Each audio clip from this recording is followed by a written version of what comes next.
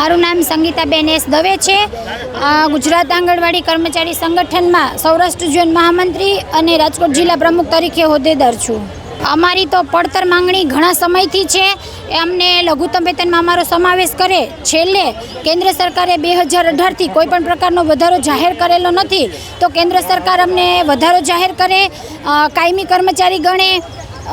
જે મોબાઈલ આપેલા છે 2019માં મોબાઈલ આપેલા છે તે 90% મોબાઈલ બંધ છે, તો સરકારને સ્માર્ટ વર્ક કરાવવું હોય તો સ્માર્ટ મોબાઈલ સારી કંપનીના અમને પ્રોવાઈડ કરે। જે અમારા પૂરક પોષણના બિલો અટકેલા છે બિલો ચૂકવે, આવી અમારી અનેક રજૂઆતો છે। 2 દિવસીય હડતાલ છે, ઓનલાઈન ઓફલાઈન તમામ કામગીરી બંધ છે। આજે પડાવ રૂપે છે અને કાલે રેલી સ્વરૂપે હશે। આજે અમે ધરણા માટે ભેગા થયા છીએ, જે અમારે 2 દિવસની હડતાલ લખવામાં આવી છે અને 16 અને 17 2 દિવસની આજે અમે ધરણા કરવાના છીએ અને કાલે અમે રેલી કરવાના છીએ।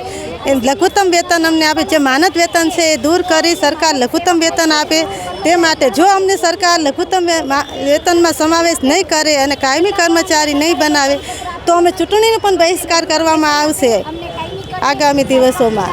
અને સારા મોબાઈલ આપે, જે મોબાઈલ આપે એ પણ ચાલતા નથી, કંપનીના સારા મોબાઈલ આપવામાં આવે। હેલ્પરમાંથી વર્કરમાં પ્રમોશન આપવામાં આવે અને વર્કરમાંથી સુપરવાઇઝરમાં પણ પ્રમોશન આપવામાં આવે અને કાયમી કર્મચારી બનાવે। બસ આટલી જ અમારી માંગણી છે।